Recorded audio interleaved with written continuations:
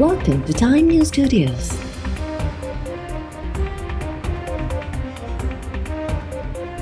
You are watching 6 p.m. Bulletin. अमुन खे तरजीह ॾियूं था, हमेशह जंग लाइ तयारु रहंदा आहियूं। जेकॾहिं जंग घुरिजे त पोइ ते न हटंदासीं।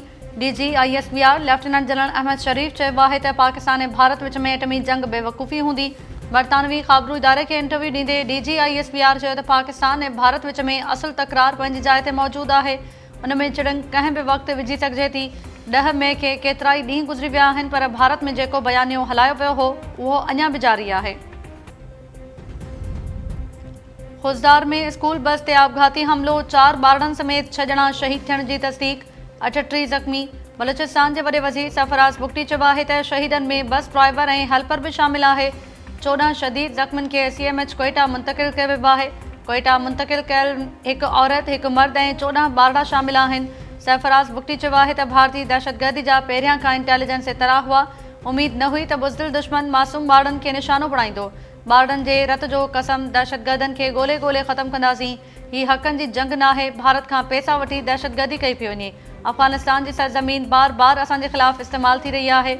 नथा चाहियूं त माण्हुनि खे करे दहशतगर्दनि खे मारियूं, हाणे असांखे मजबूर कयो पियो वञे।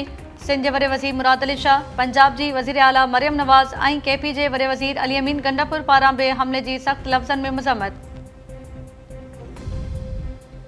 वज़ीर आज़म शहबाज़ शरीफ़ ऐं फील्ड मार्शल आसिम मुनीर अॼु हिकु ॾींहं जे दौरे ते कोयटा पहुचंदा।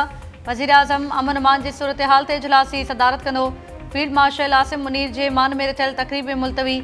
वज़ीर आज़म हाउस तरफ़ां जारी कयल बयान में चयो वियो आहे त वज़ीर आज़म शहबाज़ शरीफ़ ऐं फील्ड मार्शल आसिम मुनीर हमले में ज़ख़्मी थियलनि जी अयादत कंदा। भारतीय सरपरस्ती में सरगर्म दहशतगर्दनि खुजदार में हमलो कयो। वज़ीर आज़म शहबाज़ शरीफ़ जी बि खुजदार में स्कूल बस ते भारतीय सरपरस्ती में दहशतगर्दी जे बुज़दिलाने हमले जी मज़म्मत। मासूम ॿारनि ऐं उस्तादनि जी शहादत ते अफ़सोस ऐं वारसनि सां हमदर्दी जो इज़हार। सदर आसिफ अली ज़रदारी चयो आहे त स्कूल जे मासूम ॿारनि ते हमलो तालीम ऐं इंसानियत जे ख़िलाफ़ आहे। भारत पाकिस्तान जे ख़िलाफ़ दहशतगर्दनि जी हिमायत में मुलविस आहे। भारतीय सरपरस्ती में थींदड़ दहशतगर्दी खे आलमी सतह ते वाक़ियो कयो वेंदो। सदर आसिफ अली ज़रदारी जी ज़ख़्मियुनि खे तरजीही बुनियादनि ते फ़ौरी तिबी इमदाद फ़राहम करण जी हिदायत। वफ़ाक़ी घर वज़ीर मोहसिन नक़वी ऐं Peoples Party chairman Bilawal Bhutto Zardari पारां बि हमले जी सख़्त लफ़्ज़नि में मज़म्मत। भारत सां जॾहिं बि ॻाल्हियूं थींदियूं त कश्मीर, पाणी, वापार ऐं दहशतगर्दी जे हवाले सां थींदियूं। जंग मुस्तक़िल हल नाहे, अमुन ई महफ़ूज़ मुस्तक़बिल जी ज़मानत आहे। भारत अञा ताईं कंहिं टे मुल्क में ॻाल्हियुनि लाइ राज़ी नाहे थियो। वज़ीर आज़म शहबाज़ शरीफ़ जूं सहाफ़ियुनि सां ॻाल्हियूं। वज़ीर आज़म शहबाज़ शरीफ़ चयो त जंग दौरान इसराइल भारत जी मदद कई। श्रीनगर ऐं ॿियनि हंधनि ते भारत इसराइली हथियार इस्तेमालु कया। जंग खां अॻु 150 तरबियत याफ़्ता इसराइली भारत पहुता हुआ। पाकिस्तान ऐं भारत विच में जॾहिं बि दहशतगर्दी बाबति ॻाल्हियूं थियूं त ॿिन्ही मुल्कनि जा क़ौमी सलामती जा सलाहकार कंदा। कंहिं टे मुल्क में ॻाल्हियूं करण जो फ़ैसिलो सुठो थी सघे थो, पर भारत कंहिं टे मुल्क में ॻाल्हियुनि जी शर्त ते राज़ी नाहे। वज़ीर आज़म शहबाज़ शरीफ़ चयो त आर्मी चीफ खे फील्ड मार्शल बणाइण जो फ़ैसिलो मुंहिंजो हो। को बि फ़ैसिलो करण खां अॻु नवाज़ शरीफ़ सां मुशावरत कंदो आहियां। भारत पाणी खे हथियार तौरु इस्तेमालु करे रहियो आहे। पाणी जे मसइले ते ईंदड़ नस्ल जंग विढ़ंदा, इहो अफ़सोसनाक आहे। एटमी मुल्कनि विच में जंग थी त नतीजा रुगो पाकिस्तान ताईं महदूद न रहंदा। सफ़ारती कमेटी जे इजलास बाद Peoples Party chairman Bilawal Bhutto Zardari जूं मीडिया सां ॻाल्हियूं। बिलावल भुट्टो चयो त दहशतगर्दी सबबि पाकिस्तान सभ खां वधीक मुतासिर थियो आहे। दहशतगर्दी खां ख़िते खे पाक करण जो को हल करणु घुरिजे। पाकिस्तान जो पैगाम अमुन आहे, जंहिंखे सॼी दुनिया में पहुचाए रहिया आहियूं। मोदी बेबुनियाद इल्ज़ाम लॻाया। वज़ीर आज़म शहबाज़ शरीफ़ गैर जानिबदारानी जांच जो मुतालबो कयो। भारत जो मौक़िफ़ कमज़ोर आहे। भारत सिंध तां माहिर जी भञकड़ी कई आहे। पाणी जे मसइले जो हल करण जी ज़रूरत आहे। भारत तरफ़ां पाणी खे हथियार तौरु इस्तेमालु करणु पाकिस्तान में आम माण्हुनि जी सिहत जे मुस्तक़बिल लाइ संगीन ख़तरो आहे। आलमी बिरादरी किरोड़े माण्हुनि जी ज़िंदगी ख़तरे में विझण ते भारत खे जवाबदार करार ॾे। सिहत वारे वफ़ाक़ी वज़ीर मुस्तफ़ा कमाल जो जिनेवा में वर्ल्ड हेल्थ असेंबली जे 78वें इजलास खे ख़िताब।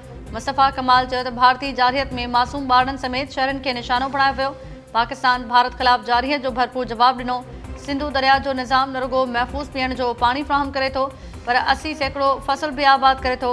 पाणी खे हथियार बणाइण ऐं तिबी इंफ्रास्ट्रक्चर खे निशानो बणाइण आलमी क़ानून जी खुली भञकड़ी ऐं सिहत जे बुनियादी इंसानी हक़नि ते हमिलो आहे।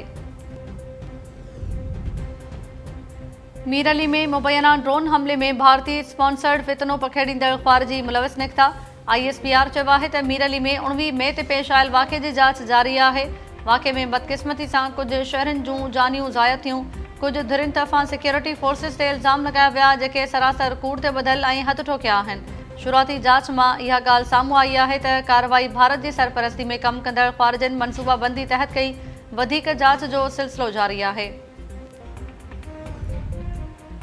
बीजिंग में चीन, पाकिस्तान ऐं अफ़गानिस्तान जे परॾेही वज़ीरनि जी मुलाक़ात। CPEC खे अफ़गानिस्तान ताईं वधाइण ऐं ख़िते में दहशतगर्दी खे रोकण ते इतफ़ाक़।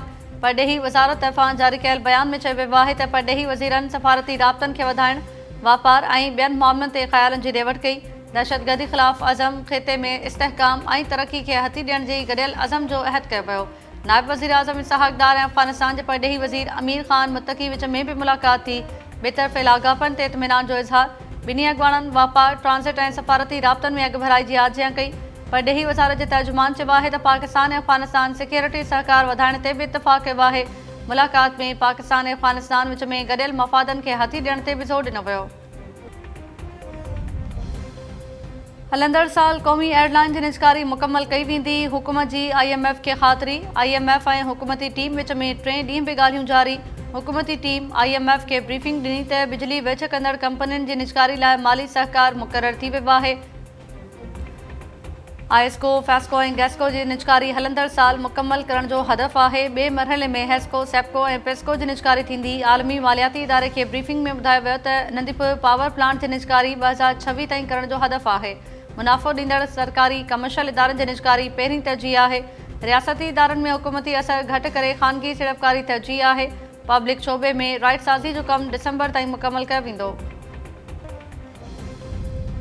कंदकोट भरिसां ॻोठ अब्दुल रज़ाक भंगवार में पुलिस जी मुबैना फायरिंग में 8 महीननि जी ॿारड़ी मारिजी वई। पीउ गुल मोहम्मद गोलो इल्ज़ाम हयो आहे त धाड़ेलनि जो पीछो कंदड़ पुलिस फायरिंग कई। गोली लॻण सबबि संदसि 8 महीननि जी खीर पियाक धीउ आयशा मारिजी वई। पुलिस अहलकारनि ख़िलाफ़ कार्रवाई करे इंसाफ़ करण जो मुतालबो। तंगवाणी भरिसां झेड़े दौरान हिकु ॼणो मारिजी वियो। 7 ज़ख़्मी। ॻोठ याकूब बंगलाणी में पलाल खणण सां झेड़े दौरान लठियूं लॻण सबबि अली बख़्श बंगलाणी मारिजी वियो। ज़ख़्मी थियल 7 ॼणा अस्पताल मुंतक़िल। 2 जी हालत गणती जोगी। टंडो मोहम्मद ख़ान में पीअण जे पाणी जी खोट ख़िलाफ़ म्यूनिसिपल ऑफिस आॾो शहरनि जो धरणो। सियासी, समाजी ऐं क़ौम परस्त अॻवाननि जी वॾे अंग में शिरकत। पीअण जे पाणी जे बहिरान ऐं वाटर सप्लाई स्कीमूं बंदि हुजण जो नोटिस वठी मसइलो हल कराइण जो मुतालबो। अॻवाननि चयो त पाइप लाइन्स टुटण सबबि पाणी जी फ़राहमी बंदि थी वई आहे। इंतिज़ामिया पाणी फ़राहम करण बदिरां अघोड़ निंड सुतल आहे।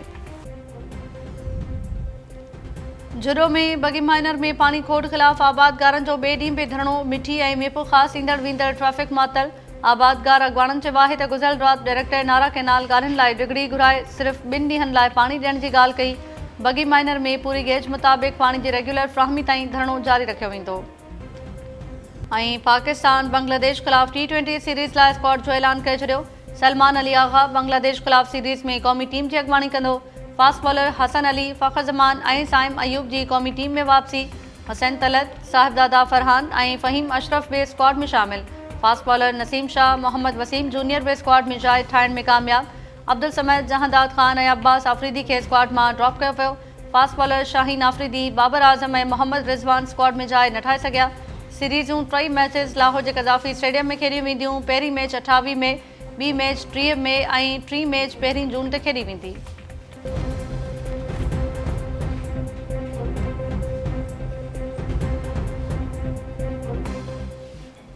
अस्सलाम वालेकुम नाज़रीन, टाइम न्यूज़ सां गॾु आऊं आहियां ताहिरा वज़ीर। हेडलाइन्स सां वठियूं तफ़सीली ख़बरूं शॉर्ट ब्रेक खां पोइ।